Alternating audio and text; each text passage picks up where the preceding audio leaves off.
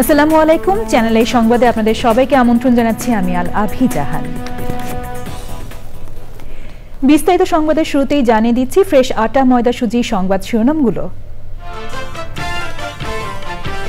জুলাই গণ অভ্যুত্থানে আহতদের চিকিৎসা ঠেকাতে শেখ হাসিনার নির্দেশের তথ্য ময়না তদন্ত না করে মৃত্যুর কারণ হিসেবে শ্বাসকষ্ট জ্বরের কথা উল্লেখ। মৃত্যুদণ্ডাদেশ প্রাপ্ত জামাত নেতা এটিএম আজহারুল ইসলামের রিভিউ শুনানি মঙ্গলবার, আপিল বিভাগের আদেশ।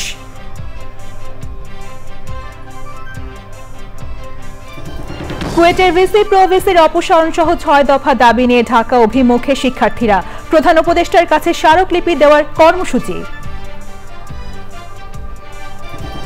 থানাকে হয়রানি মুক্ত করতে নবীন পুলিশ কর্মকর্তাদের স্বরাষ্ট্র উপদেষ্টার নির্দেশ, পেশাদারির সাথে দায়িত্ব পালনের আহ্বান। এবং আইসিসি চ্যাম্পিয়ন্স ট্রফিতে ভারত পাকিস্তান মুখোমুখি কিছুক্ষণের মধ্যে, দুবাইয়ে হাই ভোল্টেজ ম্যাচে জমজমাট লড়াইয়ের প্রত্যাশা।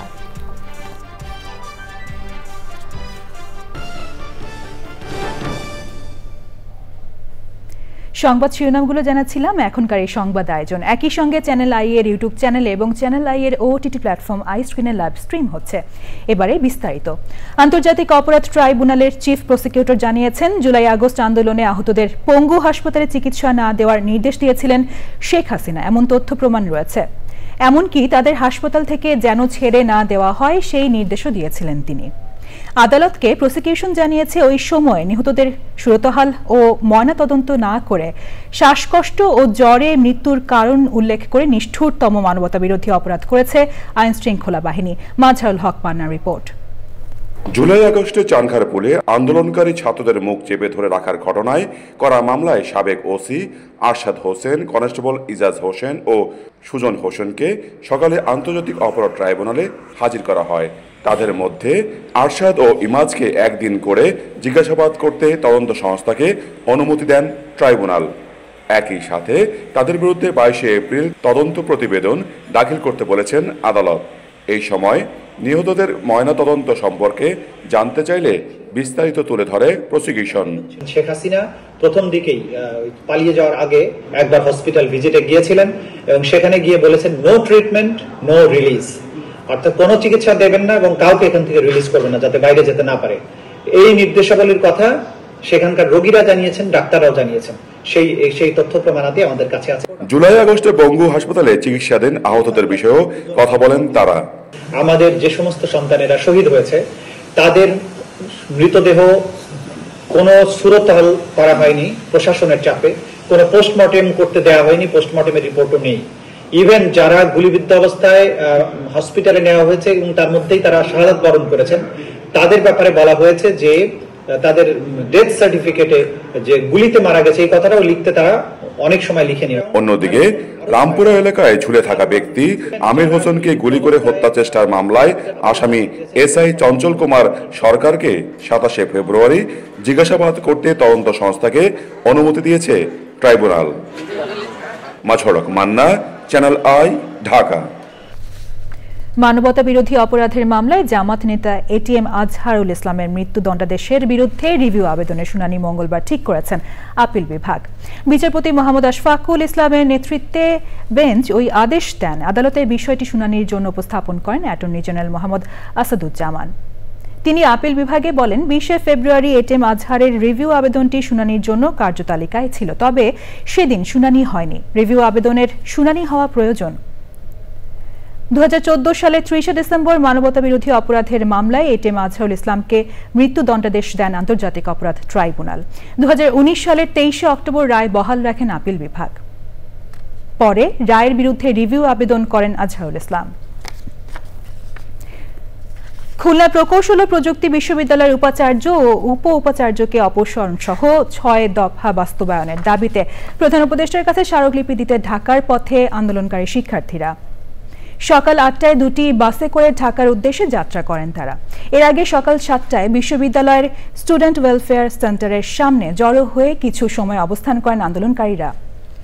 পরে প্রেস ব্রিফিংয়ে তারা অভিযোগ করেন, ক্যাম্পাসের বাইরে ও ভিতরে তাদের নিরাপত্তা নেই, প্রশাসন তাদের নিরাপত্তা দিতে পারছে না। 6 দফা দাবি বাস্তবায়ন না হওয়া পর্যন্ত ক্যাম্পাসে প্রবেশ করবে না বলেও ব্রিফিংয়ে ঘোষণা দেন শিক্ষার্থীরা। আদায়ের জন্য। আমাদের স্মারকলিপি নিয়ে প্রধান উপদেষ্টা বরাবর যাচ্ছি এবং আমাদের অফিস থেকে আমরা কন্টিনিউয়াস যোগাযোগ করতেছি। যতদিন আমাদের না দাবি পূরণ হচ্ছে আমরা ক্যাম্পাসে ফিরে আসবো না। আমরা ক্যাম্পাসের ভিতরে বাইরে কোথাও সেফ নেই, আমাদের কেউ সাহায্য করছে না, আমরা অভিভাবকহীন, আমাদের নিরাপত্তা দেওয়ার কেউ নেই, আমরা সবাই আতঙ্কিত। বাহিরে চিহ্নিত সন্ত্রাসীরা এখন পর্যন্ত সদম্ভে ঘুরে বেড়াচ্ছে, বিভিন্নভাবে আমাদের হুমকি দিয়ে যাচ্ছে। থানায় গিয়ে মানুষ যেন হয়রানির শিকার না হন সেদিকে বিশেষভাবে খেয়াল রাখতে নবীন পুলিশ কর্মকর্তাদের নির্দেশ দিয়েছেন স্বরাষ্ট্র উপদেষ্টা অবসরপ্রাপ্ত লেফটেন্যান্ট জেনারেল জাহাঙ্গীর আলম চৌধুরী। রাজশাহীর সারদায় বাংলাদেশ পুলিশ একাডেমিতে 40তম বিসিএস পুলিশ ক্যাডারের শিক্ষানবিশ সহকারী পুলিশ সুপারদের প্রশিক্ষণ সমাপনী কুচকাওয়াজ অনুষ্ঠানে তিনি পেশাদারিত্ব, আন্তরিকতা, নিষ্ঠা ও দায়িত্বশীলতার সাথে কর্তব্য পালন করারও আহ্বান জানিয়েছেন। স্বরাষ্ট্র উপদেষ্টা বলেন, ব্যাচের মোট 66 জন প্রশিক্ষণার্থী ছিলেন, যাদের অন্তত 4 মাস আগে সমাপনী কুচকাওয়াজে অংশ নেওয়ার কথা ছিল। তবে নানা জটিলতায় তা আটকে যায় ও বিভিন্ন অভিযোগে 6 শিক্ষানবিশ সহকারী পুলিশ সুপারকে অব্যাহতি দেওয়া হয়। সমাপনী কুচকাওয়াজে বাকি 57 জন এবং 38তম বিসিএস পুলিশের 3 জন শিক্ষানবিশ সহকারী পুলিশ সুপার অংশ নেন। সমাপনী কুচকাওয়াজে অভিবাদন গ্রহণ করেন স্বরাষ্ট্র উপদেষ্টা। ভালোবাসা ও আস্থা অর্জন করবেন, এটাই আমার বিশ্বাস। আমি আপনাদের সততা, কর্মদক্ষতা ও পেশাদারিত্বের প্রতিফলন দেখতে চাই। অন্যায়ের বিরুদ্ধে সোচ্চার মানবিকতার প্রচেষ্টায় কর্মবীর হিসাবে নিজেকে গড়ে তুলবেন, এটাই আজ প্রতিজ্ঞা করুন।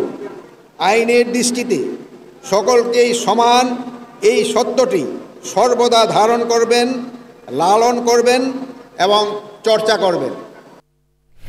গাজীপুরে ঢাকা ময়মনসিংহ মহাসড়কের কলম্বিয়া এলাকায় হামিম গ্রুপের দ্যাটস ইট ফ্যাশনস লিমিটেড নামে একটি পোশাক কারখানায় 76 জন শ্রমিক ছাঁটাইয়ের প্রতিবাদে মহাসড়ক অবরোধ করেছেন শ্রমিকরা। তাদের অভিযোগ, বিনা অপরাধে শ্রমিকদের ছাঁটাই করা হয়েছে। চাকরিচ্যুতদের পুনর্বহাল না করা পর্যন্ত অবরোধ অব্যাহত রাখার কথা জানিয়েছেন তারা।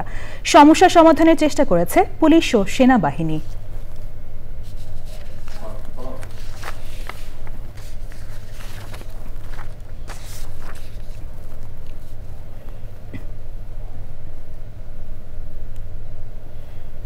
বেসরকারি এভিয়েশন মালিকদের সংগঠন aviation operators association of Bangladesh AOAB-র 12তম বার্ষিক সাধারণ সভা হয়েছে।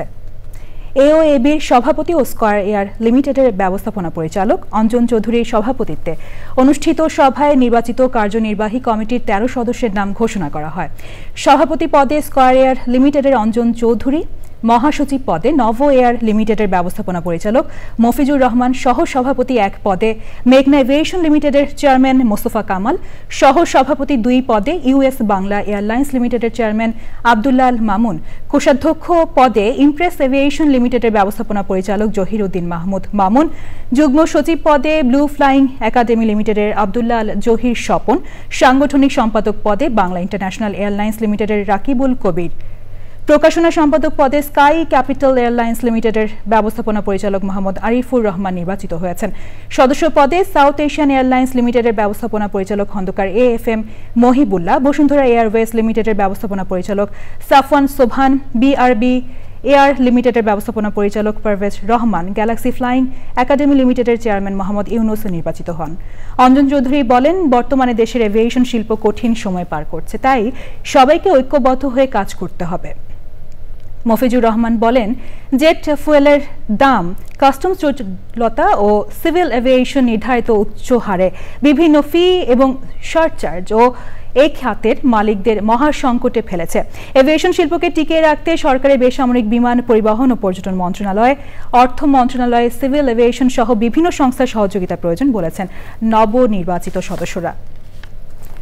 যথাযথ বর্জ্য ব্যবস্থাপনা ও দূষণ রোধে চামড়া খাতের পরিবেশ বান্ধব অগ্রযাত্রা নিশ্চিতের পাশাপাশি আসবে অর্থনৈতিক সমৃদ্ধি। এক্ষেত্রে চামড়া শিল্পের সামাজিক ও পরিবেশগত মান উন্নয়নে পরিবেশ বান্ধব প্রযুক্তির বিকল্প নেই বলে মত খাত সংশ্লিষ্টদের। বিশ্ববাজারে নিজেদের শক্ত অবস্থান তৈরিতে লেদার ওয়ার্কিং গ্রুপ এলডব্লিউজি সনদের যখন বাধ্যবাধকতা তখন যথাযথ বর্জ্য ব্যবস্থাপনা ও কমপ্লায়েন্স নিশ্চিতে জোর দিয়েছেন বিশেষজ্ঞরা। মোশাহিদ রনির রিপোর্ট। পশুপালনের ধরন, আবহাওয়া আর খাদ্যাভ্যাসের কারণে বৈশ্বিকভাবেই উন্নত বিবেচিত হয় বাংলাদেশের কাঁচা চামড়া। অমিত সম্ভাবনা থাকলেও অব্যবস্থাপনা ও অপরিণামদর্শী কর্মকাণ্ডে দশকের পর দশক অন্যতম সংকটজনক খাত এই শিল্প। অনিয়ন্ত্রিত বর্জ্য দূষণ ও সনাতনী পদ্ধতির কারণে পরিবেশ প্রতিবেশ যেমন ধ্বংস হচ্ছে, তেমনি লাগামহীনভাবে ছড়াচ্ছে নানা রোগ জীবাণু।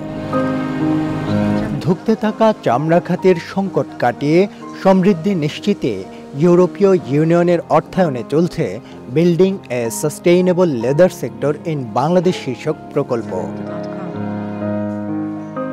এরই অংশ হিসেবে মাল্টি স্টেক হোল্ডার্স ডায়ালগ, গবেষণা, সচেতনতামূলক কর্মসূচি সহ ভিন্নধর্মী কার্যক্রম চালিয়ে যাচ্ছে প্রকল্প সহযোগী সলিডার সুইস, অসি ফাউন্ডেশন, সবুজের অভিযান ফাউন্ডেশন, গণস্বাস্থ্য কেন্দ্র এবং প্রকৃতি ও জীবন ফাউন্ডেশন সহ 8টি সংস্থা। সংকট ও উত্তরণের রূপরেখা নিরূপণে পাদুকা শিল্পের মালিক ও শ্রমিক প্রতিনিধির পাশাপাশি বিভিন্ন উন্নয়ন সংস্থার অংশগ্রহণে চলছে অগ্রযাত্রা। এখানে অনেক ধরনের সমস্যা, যেমন স্বাস্থ্যগত সমস্যাও আছে শ্রমিকরা যারা কাজ করেন এখানে। তথ্য বলছে দেশে বছরে 400 কোটি বর্গফুট কাঁচা চামড়া সংগ্রহ করা হলেও অব্যবস্থাপনা ও সনাতন পদ্ধতির কারণে নষ্ট হয় 50 লাখ বর্গফুট। এমন বাস্তবতায় দূষণ রোধে চ্যালেঞ্জ ও কর্মকৌশল নির্ধারণের মাধ্যমে চামড়া খাত পরিবেশগত মানদণ্ড অর্জনের পাশাপাশি অর্থনৈতিক লক্ষ্যমাত্রা অর্জনের আশাবাদ সংশ্লিষ্টদের। Moshahid Roni, channel I, Dhaka. 2024 সালে সারা দেশে সড়ক দুর্ঘটনায় 7,000-এর বেশি মানুষ নিহত হয়েছেন, আহত হয়েছেন 12,000 মানুষ। মোটরসাইকেল দুর্ঘটনা ঘটেছে 2,500। হেলমেট পরিধান না করার কারণে 37% মৃত্যুর ঘটনা ঘটেছে। হেলমেট পরিধানের সচেতনতা ও বাস্তবায়ন বাড়াতে রাজধানীতে বিশ্ব ব্যাংক, ব্র্যাক এবং গ্লোবাল রোড সেফটি ফ্যাসিলিটির কর্মশালায় এ তথ্য তুলে ধরা হয়েছে। কর্মশালায় সড়ক পরিবহন ও সেতু উপদেষ্টা ফাউজুল কবির খান বলেছেন, হেলমেট পরিধান নিশ্চিত করতে পর্যাপ্ত আইন আছে। হেলমেট ছাড়া মোটরসাইকেলে তেল নিলে জরিমানারও বিধান হয়েছে। নিরাপদ হেলমেট নিশ্চিত করতে সরকার কাজ করে যাচ্ছে। এবার রয়েছে আইসিসি চ্যাম্পিয়ন্স ট্রফি প্রসঙ্গ।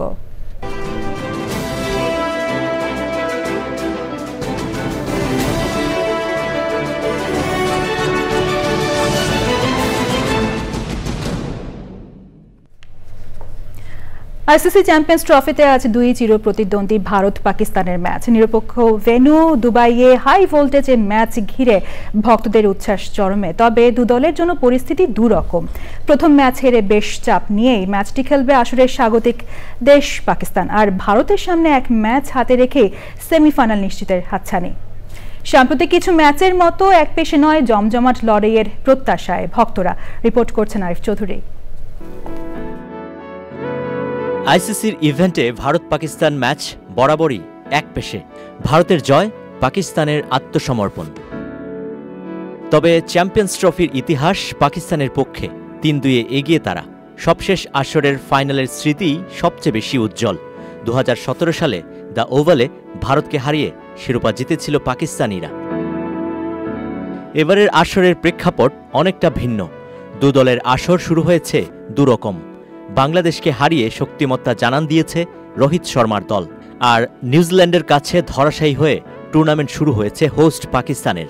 এ অবস্থায় ভারতের সাথে ম্যাচ হারলে আর কিছু থাকে না Babur আজমদের। I would say one of the best pace bowling options even today's game with Shaheen, Naseem and Haris. It's remind me that 90s striker.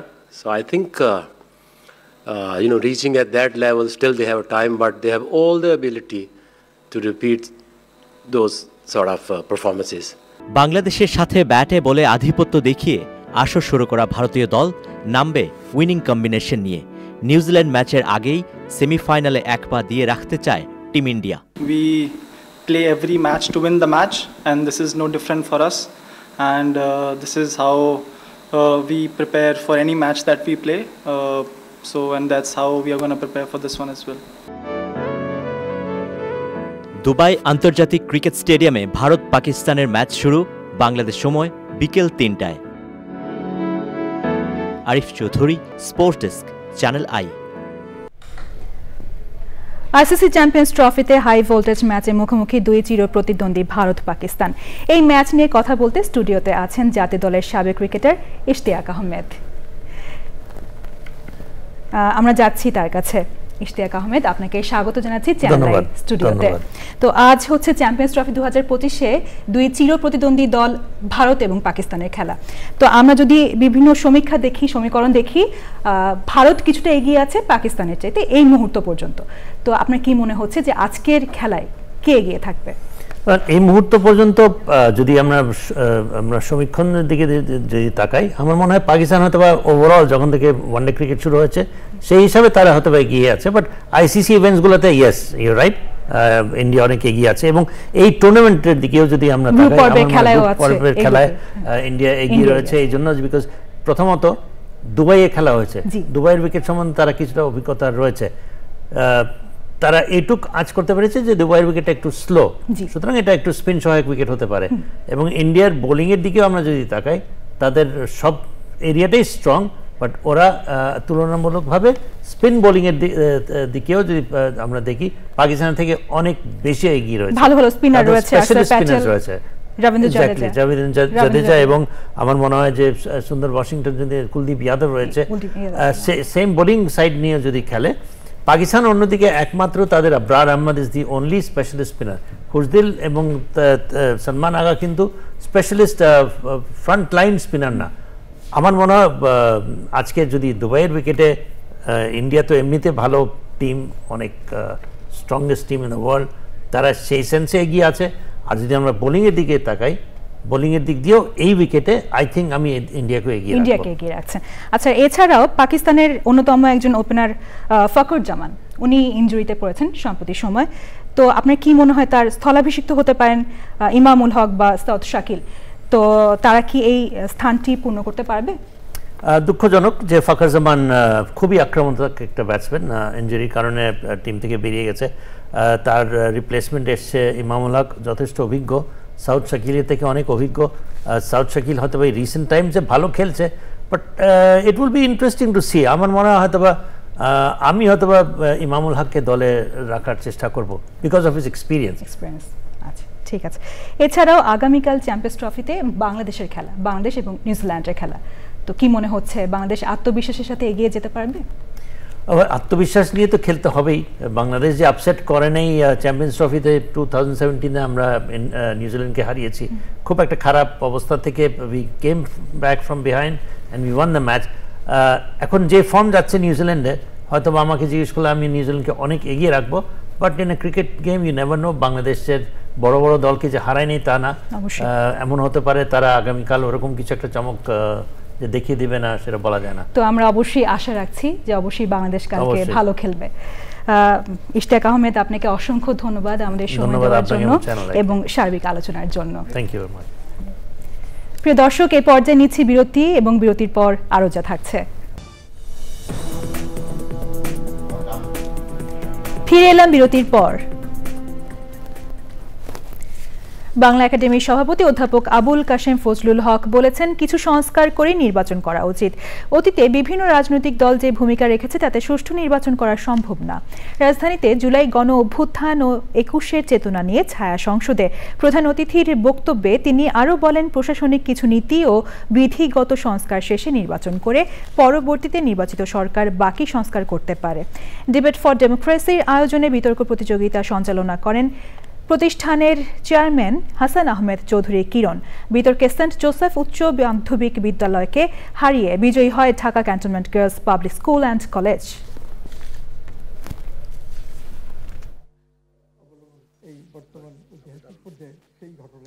রাজনীতিতে যারা আছেন নেতৃত্বের দিকে, সে ছাত্র নেতা হোক অথবা জাতীয় নেতা হোক, তাদের একটা আত্মজিজ্ঞাসা থাকা উচিত, আমরা কি ভালো কাজ করছি না খারাপ কাজ করছি।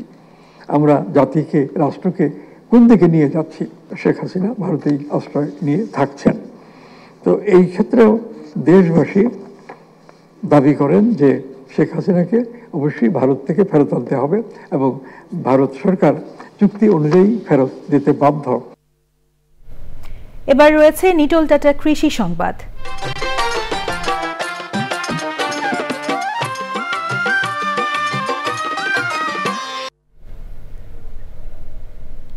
টাঙ্গাইলের যমুনার বিস্তীর্ণ চর জমিতে নানা জাতের কলার আবাদ হচ্ছে। সামান্য পরিচর্যা করলেই বেড়ে ওঠে এসব কলা গাছ। রোগবালাই কম থাকায় কলা আবাদে ঝুঁকি কম, তবে যমুনার ভাঙনে মাঝে মধ্যেই বিলীন হয়ে যায় এসব চরাঞ্চল।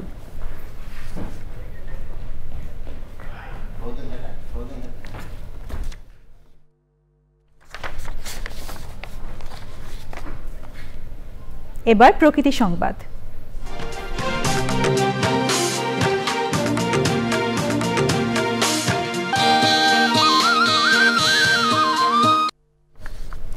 নরসিংদীর পলাশে অনুমোদনহীন ব্যাটারি কারখানার জন্য মারাত্মক দূষণ ছড়াচ্ছে পরিবেশ ও প্রকৃতিতে।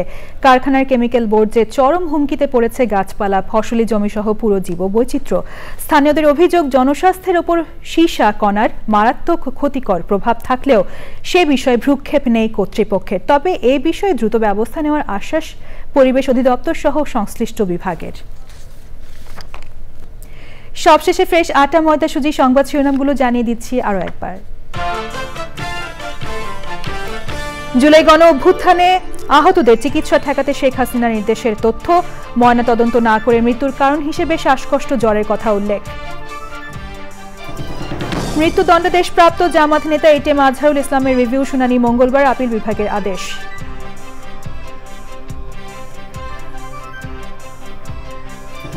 কুয়েটের ভিসি প্রভিসির অপসারণ সহ 6 দফা দাবি নিয়ে ঢাকা অভিমুখে শিক্ষার্থীরা। প্রধান উপদেষ্টার কাছে স্মারকলিপি দেওয়ার কর্মসূচি। থানাকে হয়রানিমুক্ত করতে নবীন পুলিশ কর্মকর্তাদের স্বরাষ্ট্র উপদেষ্টার নির্দেশ, পেশাদারির সাথে দায়িত্ব পালনের আহ্বান। এবং আইসিসি চ্যাম্পিয়ন্স ট্রফিতে ভারতের বিপক্ষে টস জিতে ব্যাটিংয়ের সিদ্ধান্ত নিল পাকিস্তান। দুবাইয়ে হাই ভোল্টেজ ম্যাচে জমজমাট লড়াইয়ের প্রত্যাশা।